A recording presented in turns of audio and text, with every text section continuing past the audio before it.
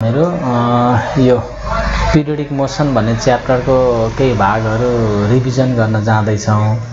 अब के रहेछ त यो पिरियोडिक मोसन भनेको हामी छलफल गर्नतिर गइरहेछौँ है त। यो सुरु गरौँ। यो खासमा यो पिरियोडिक मोसन भनेको चाहिँ कस्तो मोसन रहेछ भन्दाखेरि जसले चाहिँ आफूले आफूलाई रिपिट गर्ने इक्वल इन्टरभल अफ टाइममा रिपिट पनि कस्तो स्टाइलले गर्ने भन्दाखेरि एउटा short and same interval of टाइममा आफूले आफूलाई रिपिट गर्ने है। जस्तो कि पृथ्वीले चाहिँ अब सूर्यलाई परिक्रमा गरेको है त, त्यस्तै गरेर अब चन्द्रमाले पनि पृथ्वीको वरिपरि घुमेको, यो सबै उदाहरण हो। अब त्यो त टाइम त फिक्स छ नि त। जस्तो कि अब चन्द्रमाले वरिपरि रोटेट गर्नलाई कति लिन्छ, करिब 27.3 दिनमा करिब कम्प्लिट गर्छ। अब त्यस्तै गरेर revolution of earth around the sun कति छ त, करिब 1 इयर छ। त्यो इक्वल इन्टरभल अफ टाइम हो। यस्तो खालको मोसनलाई चाहिँ पिरियोडिक मोसन भनेर भनिन्छ। अनि पिरियोडिक मोसनका एक्जाम्पलहरू के हुन् त भनेर यहाँ हामीले लेखेका छौँ। Revolution of earth around the sun, rotation of the earth around its polar axis, जुन चाहिँ त्यसको कति एक दिनमा करिब 24 आवरमा।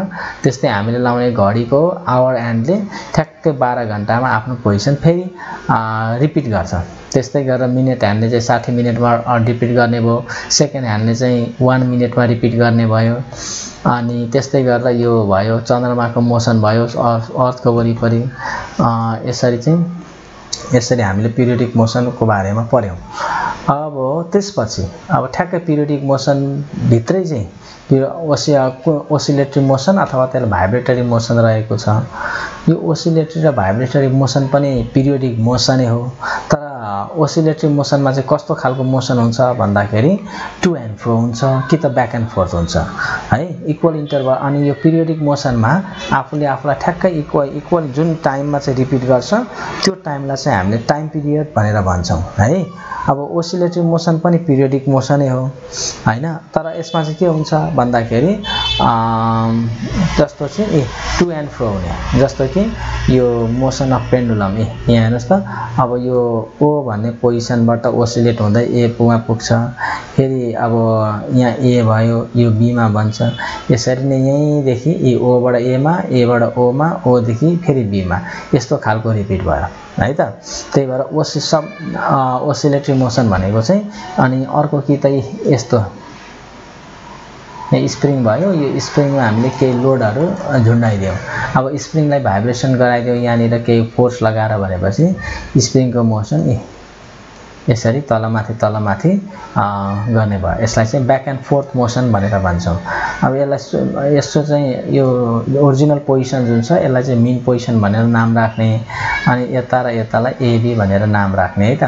एबी र बी भनेको हामीले त्यसलाई एक्सट्रिम पोजिसन भनेर भन्न सक्छौँ। यसरी हामीले भन्न सक्छौँ कि ओसिलेटरी मोसन चाहिँ पिरियोडिक, सबै ओसिलेटरी मोसन चाहिँ पिरियोडिक मोसन हो। तर सबै पिरियोडिक मोसन चाहिँ ओसिलेटरी मोसन होइन। उदाहरणको लागि जस्तो कि चन्द्रमा पृथ्वीको वरिपरि घुम्दाखेरि पिरियोडिक मोसन त भयो, तर पिरियोडिक मोसन हुँदाहुँदै पनि त्यसले यो मोसन र यो मोसनलाई त सेटिस्फाई गरेन, त्यही भएर त्यो ओसिलेटरी मोसन भएन है त। यसरी हामी के भन्न सक्छौँ भन्दाखेरि चाहिँ सबै पिरियोडिक मोसन चाहिँ ओसिलेटरी मोसन हुँदैनन् रहेछन् भनेर भन्न सक्छ है। अनि यसमा अर्को के छ भन्दाखेरि एक्जाम्पलहरू यहाँ राखिरहेको छौँ। अब भित्ते घडीमा झुन्डाएको त्यो पेन्डुलम हुन्छ नि, त्यो ओसिलेटरी मोसन भयो। अनि त्यस्तै गरेर अब स्प्रिङ लोड गरिएको अघि हामीले भर्खरै चर्चा गरिहाल्यौँ, यहाँनिर छ यो यस्तो ओसिलेट हुने भयो, यो यस्तो ओसिलेट हुने भयो है त। यो यस्तो मोसनलाई चाहिँ हामीहरू नाम राख्छौँ टु एन्ड फ्रो भन्छौँ, जबकि यसलाई हामी नाम राख्छौँ ब्याक एन्ड फोर्थ है त। यसलाई हामी नाम राख्छौँ back and forth, FORTH fourth. अनि फेरि यही ओसिलेटरी मोसनभित्र रहेर फेरि कस्तो मोसनलाई हार्मोनिक मोसन भन्ने, कस्तो मोसनलाई चाहिँ नन हार्मोनिक मोसन भन्ने है। यो हार्मोनिक मोसन पनि ओसिलेटरी मोसन हो, नन हार्मोनिक मोसन पनि ओसिलेटरी मोसन हो। तर यो हार्मोनिक मोसनमा चाहिँ के हुन्छ र नन हार्मोनिक मोसनमा चाहिँ के हुन्छ? नन हार्मोनिक मोसन त हामीले त्यति धेरै पढ्नु पर्दैन। यो च्याप्टरमा पनि हार्मोनिक मोसनको चाहिँ सिम्पल हार्मोनिक मोसन मात्रै पढ्नुपर्ने हुन्छ है त। अब जस्तो यहाँ अघि हामीले हेरिहाल्यौँ, अब यसरी सपोज गरौँ यो पेन्डुलमहरू ओसिलेट गर्दाखेरि है, मैले एउटा बनाएँ, यहाँ अघि मैले एउटा ओ भनेको छु, एउटा ए भनेको छु, एउटा बी भनेको छु है। ओलाई हामीले अघि नै मिन पोजिसन भनेर नाम राखेको छौँ है। यो एलाई चाहिँ हामीले एक्सट्रिम पोजिसन, ए र बी एक्सट्रिम हिँड्यो, किनकि ए भन्दा उता पनि जाँदैन, बी भन्दा यता पनि आउँदैन है। यो म्याक्सिमम डिस्प्लेसमेन्टको पोजिसन हो। अब यसरी पार्टिकलहरू जाँदै गर्दाखेरि अब यहाँनिर पुग्न सक्छ है त। यो भनेको पार्टिकलको डिस्प्लेसमेन्ट भयो र यो जहिले पनि कहाँबाट मेजर गरिन्छ भन्दा मिन पोजिसनबाट मेजर गरिन्छ। यदि हामीले यो वाइलाई चाहिँ सिंगल हार्मोनिक फंक्सन जस्तो कि साइन फंक्सन अथवा कोसाइन फंक्सन यो डिस्प्लेसमेन्टलाई यस्तो टर्ममा लेख्न सक्यौं भने त्यसलाई हार्मोनिक मोसन, हार्मोनिक ओसिलेसन भन्दा भयो। होइन, यसमा सिंगलमा एक्सप्रेस गर्न सक्दैनौं है। A sin omega T B cos 2 omega T यसरी मोर देन वान हार्मोनिक फंक्सनमा लेख्न सक्यौं भन्दाखेरि यस्तोलाई हामीहरू चाहिँ नन हार्मोनिक ओसिलेसन भनेर नाम राख्न सक्छौं है त। यसरी हामीले मेन पढ्नुपर्ने भनेको च्याप्टरमा यो हार्मोनिक मोसनको पनि सिम्पल हार्मोनिक मोसन मात्रै हो, जसमा हामीले पार्टिकलको डिस्प्लेसमेन्टलाई यसरी सिंगल हार्मोनिक फंक्सनको रूपमा रिप्रेजेन्ट गर्न सक्छौं है त। अनि हामीले यसमा के पढ्नुपर्छ त? जस्तो कि अर्को टर्मिनोलोजीहरु अघि नै मैले भनिहालेँ। अब जुन टाइममा आफूलाई रिपिट गर्छ, रिपिट भनेको अब कस्तो भने यहाँ हेर्नुस् न, फेरि मैले यो ट्रेस गरेँ, यसलाई ओ, यसलाई ए, यसलाई बी। हेर्नु त, ओबाट अब पार्टिकल यहाँबाट हिँड्न सुरु गर्यो, यतातिर लाग्यो, ओबाट एमा गयो, फेरि एबाट ओमा है त, एबाट ओमा, फेरि यहाँबाट ओभरशुट भएर ड्यू टु द इनर्सियाले गर्दाखेरि फेरि कहाँ पुग्यो? बीमा पुग्यो, बीबाट फेरि ब्याक भएर फेरि ओमै आइपुग्यो है। यसरी ओबाट ए, एबाट ओ हैन, हामी यसरी पनि लेख्न सक्छौं। एबाट कहाँ जाँदो रहेछ त? ओमा। फेरि ओबाट कहाँ जाँदो रहेछ त? ओबाट एमा, एबाट फेरि ओमा, ओबाट फेरि बीमा, बीबाट फेरि ओमा हो। यसरी ए ओसिलेसन पूरा गरेको मानिन्छ है त। ओबाट ए, एबाट ओ, ओबाट बी अनि फेरि ब्याक टु ओ। यसरी आफ्नो सुरुको अवस्थालाई पुनः प्राप्ति गर। हेर्नु त, यहाँबाट पनि ओतिर गइरहेको छ, यहाँ पनि ए, यहाँ पनि गइरहेको छ, किनकि यस्तो भयो नि त। यसरी गयो अनि हामीले त्यही भएर भन्न सक्छौं यसरी वान ओसिलेसन पूरा गर्नको लागि जति टाइम लाग्छ त्यही टाइमलाई चाहिँ हामी के नाम राख्छौं त? टाइम पिरियड भनेर नाम राख्छौं है।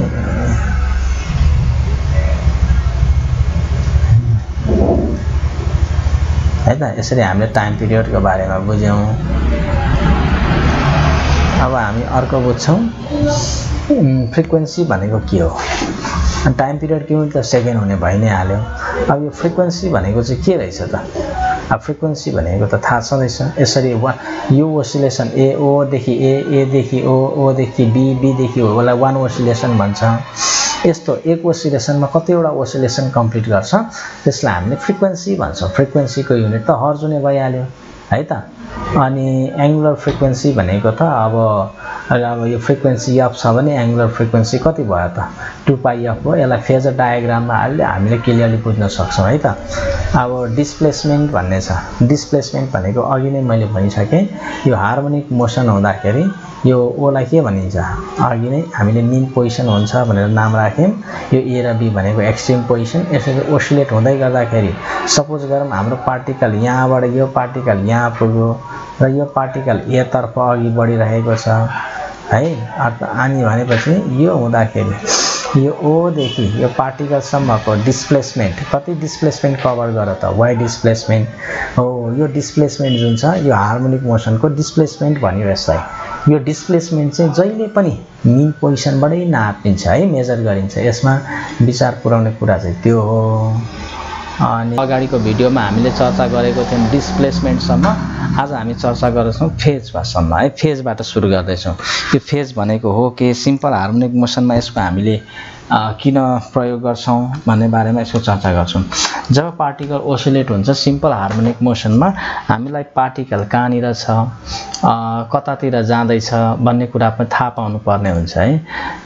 त्यसको लागि चाहिँ हामीले एउटा टर्म युज गर्छौँ जसलाई हामी फेज भन्छौँ। यानी कि फेज भनेको एउटा यस्तो क्वान्टिटी हो जसले हामीलाई सिम्पल हार्मोनिक मोसनमा जब पार्टिकलहरू हुन्छ त्यतिखेर त्यो पार्टिकल कतातिर जाँदैछ, त्यो पार्टिकलको डिरेक्सन के हो र त्यो पार्टिकलको डिस्प्लेसमेन्ट के हो फ्रम मेन पोजिसनबाट त्यसको लोकेसन ट्रेस गर्ने काम गर्दछ।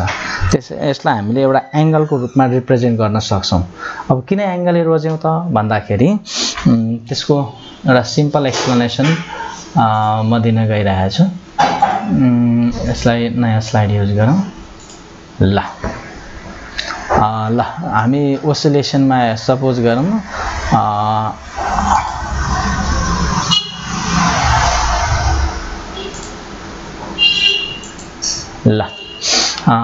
जब पार्टिकल सिम्पल हार्मोनिक मोसनमा ओसिलेट गरिरहेको हुन्छ, सपोज गरौँ ओसिलेट ओमा, एमा र यो बीमा, यो पेन्डुलमको मोसन पनि हुन सक्छ, स्प्रिङको मोसन पनि हुन सक्छ है। अब ओसिलेटिङ मोसनमा चाहिँ यो ओलाई हामीले मेन पोजिसन हिजै चर्चा, अर्को योभन्दा अगाडिको भिडियोमै भनेअनुसार ओबाट म्याक्सिमम यो लेफ्ट राइट एक्सट्रिममा गयो, ब्याक भयो, फेरि बीमा गयो, फेरि ब्याक भयो। यसरी पार्टिकलले आफ्नो ओरिजिनल पोजिसन ट्रेस गर्यो है। यसलाई चाहिँ वान ओसिलेसन भनेको मानिन्छ। वान ओसिलेसन र यो वान ओसिलेसन गर्नलाई जति टाइम लाग्छ त्यसलाई टाइम पिरियड बनियो हिजो भनेअनुसार।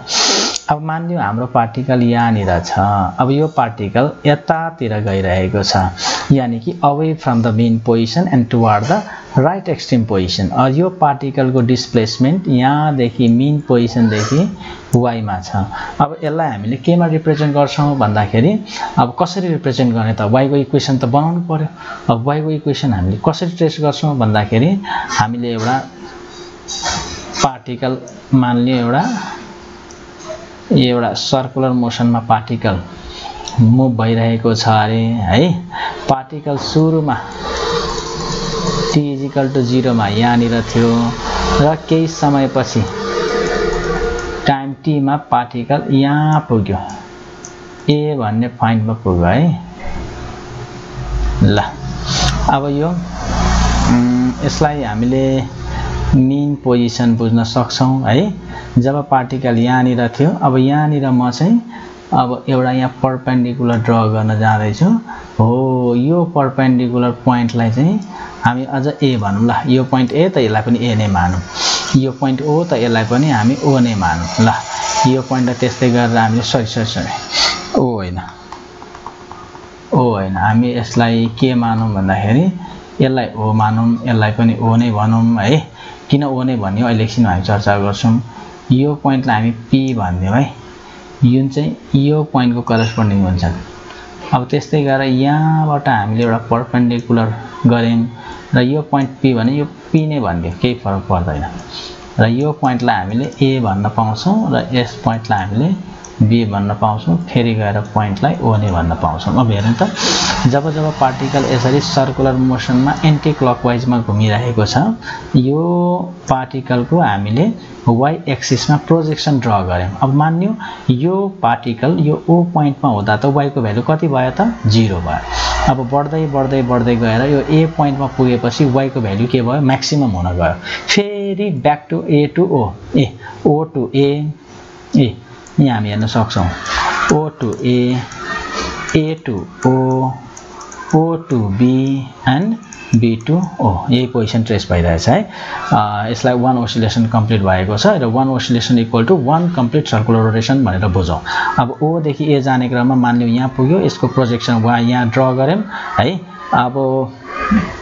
अब हेर्नु त, अब जब पार्टिकल ओ देखि ए मा पुग्छ यो देखि a मा पुग्छ यो y को भ्यालु बढेर म्याक्सिमम भयो हेर्न सक्छौं यो y को भ्यालु म्याक्सिमम पुग्छ यति बेलामा यो एंगल कति भयो त 90 डिग्री है त 90 डिग्री अर्थात अब यो एंगल यो एंगललाई हामीले थीटा भन्यौं अर्थात थीटा को भ्यालु बढेर म्याक्सिमम कति पुग्दो रहेछ त 90 पुग्दो रहेछ a मा हुँदाखेरि फेरि a देखि o मा आइपुग्दाखेरि अब 90 बाट यो बढ्दै बढ्दै बढ्दै कति पुग्यो त 180 पुग्यो फेरि o to b हुँदाखेरि o to b जाँदाखेरि फेरि o to b जाँदाखेरि है यो o to b मुभ गर्दाखेरि कति पुग्यो त थीटा को भ्यालु 90 180 एन्ड प्लस 90 270 पुग्यो अनि फेरि o अनि यो b बाट o मा जाँदाखेरि फेरि यो सर एक राउन्ड लाउँदाखेरि कति पुग्यो त एंगल 360 हामीलाई थाहा छ एंगल जहिले पनि हामीले पोजिटिभ एक्स एक्सिस को एन्टी क्लकवाइज डाइरेक्सनमा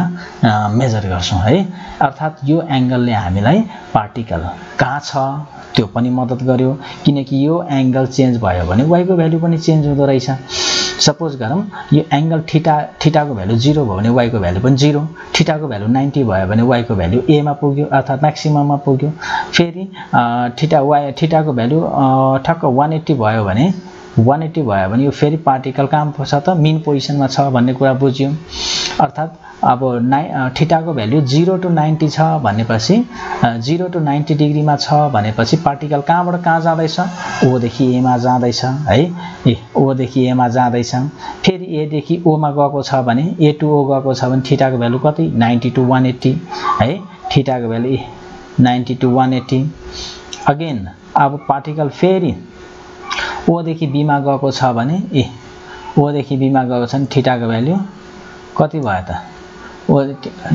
o देखि b मा छ भने थीटा को भ्यालु 180 to 270 डिग्री अनि फेरि b देखि o मा आएको छ भने थीटा को भ्यालु कति भयो त 270 to 360 डिग्री यसरी थीटा को भ्यालु कति देखि कति छ थीटा को भ्यालु कति छ थाहा पायौं भने पार्टिकल o to a छ a to o छ o to b जाँदै छ कि b to o जाँदै छ यो सबै कुरा थाहा हुँदैछ अर्थात थीटा को भ्यालुले हामीलाई पार्टिकल कहाँ छ थीटा को भ्यालुले हामीलाई के को आन्सर दियो एउटा वेयर को आन्सर दियो अर्को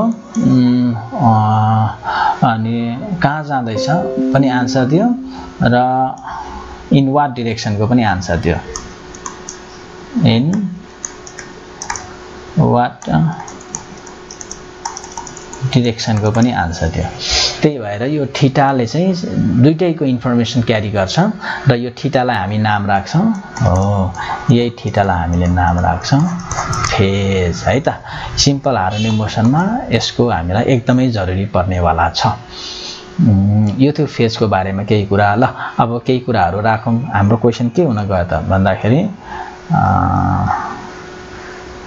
नम्बर 1 पोइन्ट हामीले आजको लेक्चरबाट के सिक्यौं त व्हाट इज